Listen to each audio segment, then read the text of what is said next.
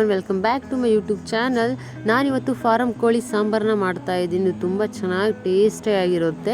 ನಾನು 1.5 kg form ಚಿಕನ್ನ ತೊಗೊಂಡಿದ್ದೀನಿ. ಈಗ ಕುಕ್ಕರ್ ಬಿಸಿ ಮಾಡೋಕ್ಕೆ ಇಟ್ಟು ಅದಕ್ಕೆ ಫ್ಯಾಟನ್ನೆಲ್ಲ ಹಾಕ್ಕೊತಾ ಇದ್ದೀನಿ. ನಿಮಗೆ ಇಷ್ಟ ಆದರೆ ಫ್ಯಾಟನ್ನ ಯೂಸ್ ಮಾಡ್ಬೋದು, ಇಲ್ಲ ನೀವು ಆಯಿಲಲ್ಲೇ ಒಗ್ಗರಣೆನ ಕೊಡ್ಬೋದು. ಫ್ಯಾಟಲ್ಲೇ ಎಷ್ಟು ಎಣ್ಣೆ ಇದೆ ಅಂತ ನೀವೇ ನೋಡ್ತಿರ್ಬೋದು. ಈ ಫ್ಯಾಟ್ ಎಣ್ಣೆಯಲ್ಲೇ ನಾನು ಒಗ್ಗರಣೆನ ಕೊಟ್ಕೊತಾ ಇದ್ದೀನಿ. ಚಿಕನ್ನ ಎಲ್ಲ ಪೀಸಸ್ನ ನಾವು ಕುಕ್ಕರ್ಗೆ ಶಿಫ್ಟ್ ಮಾಡ್ತಾ ಇದ್ದೀನಿ. ಶಿಫ್ಟ್ ಮಾಡಿದ ಮೇಲೆ ರುಚಿಗೆ ತಕ್ಕಷ್ಟು ಉಪ್ಪು ಮತ್ತು ಅರಿಶಿನ ನಾನು ತೊಗೊಂಡಿದ್ದೀನಿ. ಅರಿಶಿನ ಮೀಡಿಯಮ್ ಆಗೇ ತೊಗೊಳ್ಳಿ, ತುಂಬ ಹಾಕಕ್ಕೆ ಹೋಗಬೇಡಿ. ಈ ಅರಿಶಿನ ಮತ್ತು ಉಪ್ಪಲ್ಲೇ ಸ್ವಲ್ಪ ಚಿಕನ್ 5 ನಿಮಿಷ ಬೇಯಬೇಕು. ಹಾಗೆ ಎಲ್ಲ ಚಿಕನ್ ಪೀಸಸ್ನ ಇದರಲ್ಲಿ ಚೆನ್ನಾಗಿ ಮಿಕ್ಸ್ ಮಾಡ್ಕೊಂಡು ಇಟ್ಕೊಬಿಡಿ. ಹಾಗೆ ನೀವು ತುಂಬ ನೀರು ಹಾಕಕ್ಕೆ ಹೋಗಬೇಡಿ. 1 ಚಮಚಷ್ಟು ನೀರನ್ನು ಮಾತ್ರ ನಾನು ತೊಗೊಂಡಿದ್ದೀನಿ. ಜಸ್ಟ್ ಚಿಕನ್ ಪೀಸಸ್ ಎಲ್ಲ ಮುಳುಗೋರುವಷ್ಟು ಹಾಕಿದರೆ ಸಾಕು. ನೋಡಿ, ಈ ಕನ್ಸಿಸ್ಟೆನ್ಸಿಯಲ್ಲಿದ್ದರೆ ಸಾಕು. ನಾನೀಗ ಮೊಟ್ಟೆಗಳನ್ನು ಕೂಡ ಇದಕ್ಕೆ ಶಿಫ್ಟ್ ಮಾಡ್ಕೊತಾ ಇದ್ದೀನಿ. ಮೊಟ್ಟೆ ಪೀಸಸ್ನ ಸ್ಕಿಪ್ ಮಾಡೋಕ್ಕೆ ಹೋಗಬೇಡಿ. ಈ ಮೊಟ್ಟೆ ಪೀಸಸ್ನ ಹಾಕೋದ್ರಿಂದನೇ ಸಾಂಬಾರು ಟೇಸ್ಟಾಗಿ ಬರೋದು. ಹಾಗಾಗಿ ಈ ಮೊಟ್ಟೆ ಪೀಸಸ್ನ ಸ್ಕಿಪ್ ಮಾಡೋಕ್ಕೆ ಹೋಗಲೇಬೇಡಿ. ನಾನೀಗ ಕುಕ್ಕರ್ನ ಲಿಡ್ ಮುಚ್ತಾ ಇದ್ದೀನಿ. ಕುಕ್ಕರ್ ಒಂದು 3 ವಿಷಲ್ ಆದರೆ ಸಾಕು, 2 ರಿಂದ 3 ವಿಷಲ್ ಆದರೆ ಸಾಕು. ತುಂಬ ಬೇಯಿಸಿಬಿಟ್ರೆ ಸಾಂಬಾರು ಸರಿಯಾಗಿ ಬರಲ್ಲ, ಮುದ್ದೆ ಆಗಿಬಿಡುತ್ತೆ ಪೀಸ್ಗಳು. ಹಾಗಾಗಿ ಈಗ 3 ವಿಷಲ್ ಆಗಿದೆ ಕುಕ್ಕರ್ ಆಲ್ರೆಡಿ. ನೋಡಿ, ನಾನು 3 ವಿಷಲಿಗೆ ತೆಗಿತಾ ಇದ್ದೀನಿ ಕುಕ್ಕರು. ನೋಡಿ ಎಷ್ಟು ಚೆನ್ನಾಗಿ ಬೆಂದಿದೆ ಕುಕ್ಕರಲ್ಲಿ ಪೀಸಸ್ ಎಲ್ಲ. ನಾನೀಗ ಮಸಾಲೆಗೆ ರೆಡಿ ಮಾಡ್ಕೊತಾ ಇದ್ದೀನಿ. ಮಸಾಲೆಗೆ ಫಸ್ಟ್ ಆಫ್ ಆಲ್ ನಾನು ತೊಗೊಂಡಿರೋದು 8 ರಿಂದ 10 ಕರಿಬೇವಿನ ಎಲೆನ ತೊಗೊಂಡಿದ್ದೀನಿ ನಾನು. ಕರಿಬೇವಿನ ಎಲೆ ಹಾಗೆ ಒಂದು ದೊಡ್ಡ ಸೈಜ್ನಲ್ಲಿ ಟೊಮಾಟೋನ ತೊಗೊಂಡಿದ್ದೀನಿ. ದೊಡ್ಡ ಸೈಜ್ನ ಟೊಮಾಟೊ ಹಾಗೆ ಮೀಡಿಯಮ್ ಸೈಜ್ನ ಈರುಳ್ಳಿ, ಒಣ ಕೊಬ್ಬರಿ ಹಾಗೆ ಹಸಿ ಶುಂಠಿ ಮತ್ತು ಬೆಳ್ಳುಳ್ಳಿನ ತೊಗೊಂಡಿದ್ದೀನಿ. ಪೇಸ್ಟ್ನ ತೊಗೊಳಕ್ಕೆ ಹೋಗ್ಬೇಡ್ರಿ, ನ್ಯಾಚುರಲ್ ಆಗಿ ಹಸಿ ಶುಂಠಿ ಬೆಳ್ಳುಳ್ಳಿನೇ ಹಾಕಿ. ಮತ್ತು ಖಾರದ ಪುಡಿ, ಗರಂ ಮಸಾಲ ಮತ್ತು ಚಿಟಿಗೆಯಷ್ಟು ಅರಿಶಿನ ತೊಗೊಂಡಿದ್ದೀನಿ. ಅರಿಶಿನ ಜಾಸ್ತಿ ಹಾಕೋಕ್ಕೆ ಹೋಗಬೇಡಿ, ಯಾಕಂದರೆ ನಾವು ಬೇಯಿಸುವಾಗ ಹಾಕಿದ್ವಿ. ಹಾಗಾಗಿ ರುಚಿಗೆ ತಕ್ಕಷ್ಟು ಉಪ್ಪು, ನೀರು ಹಾಗೆ ಪುದೀನ ಮತ್ತು ಕೊತ್ತಂಬರಿನ ಚೆನ್ನಾಗಿ ತೊಳೆದು ನೀರಲ್ಲಿ ನೆನೆಸಿಟ್ಕೊಂಡಿದ್ದೀನಿ.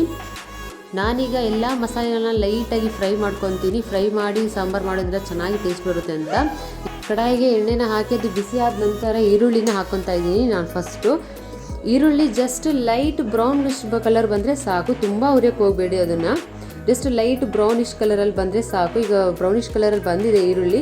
ನಾನು ಅದಕ್ಕೆ ಕರಿಬೇವು ಎಲೆನ ಆ್ಯಡ್ ಮಾಡ್ಕೊತಾ ಇದ್ದೀನಿ. ಕರಿಬೇವು ಎಲೆ ಚಟಪಟ ಅಂತ ಸೌಂಡ್ ಬಂದ ಮೇಲೆ ನೀವು ಬೇರೆದನ್ನು ಆ್ಯಡ್ ಮಾಡ್ಕೊಳ್ಳಿ. ಸ್ವಲ್ಪ ಹೊತ್ತು ಲೈಟಾಗಿ ಫ್ರೈ ಮಾಡಿದ ಮೇಲೆ ಬೇರೆದನ್ನು ಆ್ಯಡ್ ಮಾಡ್ಕೊಳ್ಳಿ. ನೀವು ಒಂದೇ ಸರಿ ಆ್ಯಡ್ನ ಮಾಡೋಕ್ಕೆ ಹೋಗಬೇಡಿ. ಈಗ ನಾನು ಒಣ ಕೊಬ್ಬರಿ, ಹಸಿ ಶುಂಠಿ ಮತ್ತು ಬೆಳ್ಳುಳ್ಳಿನ ಆ್ಯಡ್ ಮಾಡ್ಕೊತಾ ಇದ್ದೀನಿ ಫ್ರೈ ಮಾಡೋದಕ್ಕೆ. ಜಸ್ಟ್ ಲೈಟಾಗಿ ಫ್ರೈ ಆದರೆ ಸಾಕು. ಅದು ತುಂಬ ಎಣ್ಣೆ ಹಾಕಬೇಕು, ತುಂಬ ಉರಿಬೇಕು ಅನ್ನೋ ಅವಶ್ಯಕತೆಯೇ ಇಲ್ಲ ಅದಕ್ಕೆ. ಈಗ ಅದು ಫ್ರೈ ಆಗಿದೆ. ನಾನು ಒಂದು ಜಾರಲ್ಲಿ ತೊಗೊತಾ ಇದ್ದೀನಿ. ಅದೇ ಕಡಾಯಿಗೆ ನಾನು ಟೊಮ್ಯಾಟೋನು ಕೂಡ ಫ್ರೈ ಮಾಡ್ಕೊಂಡಿದ್ದೀನಿ. ಅದನ್ನು ಕೂಡ ಈಗ ನಾನು ಜಾರಿಗೆ ಶಿಫ್ಟ್ ಮಾಡ್ಕೊತಾ ಇದ್ದೀನಿ. ಈ ಜಾರನ್ನ ತಣ್ಣಗಾಗಿ ಬಿಡ್ತಾ ಇದ್ದೀನಿ. ನಾವು ಮೊದಲಿಗೆ ಬೇಯಿಸಿ ಇಟ್ಕೊಂಡಿದ್ವಲ್ಲ ಕುಕ್ಕರಲ್ಲಿ ಚಿಕನ್ನ, ಅದನ್ನು ನಾನು ಸ್ವಲ್ಪ ತೆಗಿತಾ ಇದ್ದೀನಿ. ನನ್ನ ಮಕ್ಕಳು ಇಷ್ಟಪಡ್ತಾರೆ ಇದನ್ನು ತಿನ್ನೋದಕ್ಕೆ. ಸೂಪ್ನ ಅನ್ನದ ಜೊತೆಗೆ ಕಲಸಿ ನೀವು ಮಕ್ಕಳಿಗೆ ತಿನ್ನಿಸ್ಬೋದು. ಇದನ್ನು ಹೆಲ್ತಿಯಾಗಿ ಕೂಡ ಇರುತ್ತೆ. ನಾನೀಗ ಕುಕ್ಕರಲ್ಲಿರುವಂಥ ಎಲ್ಲ ಪೀಸಸ್ನ ನಾನು ಒಂದು ಪಾತ್ರೆಗೆ ಶಿಫ್ಟ್ ಮಾಡ್ಕೊತಾ ಇದ್ದೀನಿ. ನೀವು ನೋಡ್ತಿರ್ಬೋದು, ನಾನು ಪಾತ್ರೆಗೆ ಯಾವುದೇ ರೀತಿಯ ಎಣ್ಣೆನ ಆಗಲಿ ಯಾವುದೇ ರೀತಿನ ಹಾಕ್ತಿಲ್ಲ, ಖಾಲಿ ಪಾತ್ರೆ ಇದೆ. ಅದಕ್ಕೆ ನಾನು ಕುಕ್ಕರಲ್ಲಿರೋ ಎಲ್ಲ ಪೀಸಸ್ನ ಶಿಫ್ಟ್ ಮಾಡ್ಕೊತಾ ಇದ್ದೀನಿ. ಅದು ಬೇಯಲಿಕ್ಕೆ ಬಿಡ್ತೀನಿ ಸ್ಟವ್ ಮೇಲೆ. ಇದನ್ನು ಹೈ ಫ್ಲೇಮಲ್ಲೇ ಆಗಲಿ. ಇದಕ್ಕೆ ನಾನು ಹಾಕ್ಕೊತಾ ಇರೋದು ಅಚ್ಚ ಖಾರದ ಪುಡಿ, ಗರಂ ಮಸಾಲ ಮತ್ತು ಚಿಟಿಗೆಯಷ್ಟು ಅರಿಶಿನ ಹಾಕ್ಕೊತಾ ಇದ್ದೀನಿ. ಇದನ್ನು ಹಾಕಿ ಚೆನ್ನಾಗಿ ಮಿಕ್ಸ್ ಮಾಡಿ, ಯಾಕಂದರೆ ಗಂಟು ಆಗಿಬಿಡುತ್ತೆ ಹೈ ಫ್ಲೇಮಲ್ಲಿ ಇರೋದ್ರಿಂದ. ಹಾಗಾಗಿ ಚೆನ್ನಾಗಿ ಮಿಕ್ಸ್ ಮಾಡಿ ಇದನ್ನು ಬೇಯಲಿಕ್ಕೆ ಬಿಡಿ. ಒಂದು 5 ನಿಮಿಷ ಬೇಯಿದ್ರೆ ಸಾಕು. ಇನ್ನೊಂದು ಕಡೆ ಹುರಿದಿಟ್ಕೊಂಡಿರುವಂತಹ ಮಸಾಲೆಗಳನ್ನ ನಾನು ಮಿಕ್ಸ್ ಮಾಡ್ಕೊಂಡಿದ್ದೀನಿ. ನೋಡಿ, ಈ ನುಣ್ಣಗಾದರೆ ಸಾಕು. ಅದಕ್ಕೆ ನಾನು ಕೊತ್ತಂಬರಿ ಹಾಗೂ ಪುದೀನಾನ ಮಿಕ್ಸ್ ಮಾಡ್ಕೊತಾ ಇದ್ದೀನಿ. ಇದು ತುಂಬ ನುಣ್ಣಗಾಗುವಂಥ ಅವಶ್ಯಕತೆ ಇಲ್ಲ, ಸ್ವಲ್ಪ ತರಿಯಾಗಿ ರುಬ್ಬಿದರೆ ಸಾಕು. ನೋಡಿ, ಈ ರೀತಿಯಾಗಿ ಇದ್ದರೆ ತರಿಯಾಗಿ ಸಾಕು. ಈಗ ನಾನು ಸಾಂಬಾರಿಗೆ ಎಲ್ಲ ಮಸಾಲೆಗಳನ್ನ ಮಿಕ್ಸ್ ಮಾಡ್ಕೊತಾ ಇದ್ದೀನಿ. ಸಾಂಬಾರು ಬೆಂದಿದೆ ಖಾರದ ಪುಡಿ ಮಸಾಲೆಗಳಲ್ಲಿ. ಇದನ್ನು ಶಿಫ್ಟ್ ಮಾಡ್ಕೊತಾ ಇದ್ದೀನಿ ನಾನು. ನಿಮಗೆ ಎಷ್ಟು ಕನ್ಸಿಸ್ಟೆನ್ಸಿಯಲ್ಲಿ ನೀರು ಬೇಕೋ ಆ ಕನ್ಸಿಸ್ಟೆನ್ಸಿಯಲ್ಲಿ ನೀರನ್ನ ಹಾಕ್ಕೊಳ್ಳಿ. ತುಂಬ ತೆಳುವಾಗಿ ಮಾಡ್ಕೊಳಕ್ಕೆ ಹೋಗಬೇಡಿ. ಈ ಸಾರು ತುಂಬ ತೆಳು ಅಲ್ಲ, ತುಂಬ ದಪ್ಪನೂ ಇಲ್ಲ, ಆ ರೀತಿ ಇರಬೇಕು. ರುಚಿಗೆ ತಕ್ಕಷ್ಟು ಉಪ್ಪನ್ನ ಚೆಕ್ ಮಾಡಿ ಹಾಕ್ಕೊಳ್ಳಿ ನೀವು. ನೋಡಿ, ಈ ಕನ್ಸಿಸ್ಟೆನ್ಸಿಯಲ್ಲಿದ್ದರೆ ಸಾಕು ಸಾಂಬಾರು. ತುಂಬ ನೀರು ಮಾಡ್ಕೊಳೋದಕ್ಕೆ ಹೋಗಬೇಡಿ, ತುಂಬ ದಪ್ಪನೂ ಮಾಡ್ಕೊಂಡು ಹೋಗಬೇಡಿ. ಈಗ ಸಾಂಬಾರು ರೆಡಿ ಆಗಿದೆ. ಈ ರೀತಿ ಎಣ್ಣೆ ಮೇಲಿದೆ ಅಂದರೆ ಸಾಂಬಾರು ರೆಡಿ ಆಗಿದೆ ಅಂತ. ನೋಡಿ, ನಾನು ಎಣ್ಣೆನೇ ಯೂಸ್ ಮಾಡಿಲ್ಲ, ಜಸ್ಟ್ ಚಿಕನ್ ಫ್ಯಾಟಲ್ಲೇ ನಾನು ಮಾಡಿದ್ದೀನಿ ಎಷ್ಟು ಎಣ್ಣೆ ಇಳಿದಿದೆ ಅಂತ. ಈ ರೀತಿ ಸಾಂಬಾರಲ್ಲಿ ಎಣ್ಣೆ ಇಳಿದ್ರೆ ಸಾಂಬಾರಿಗೆ ಆಗಿದೆ ಅಂತ.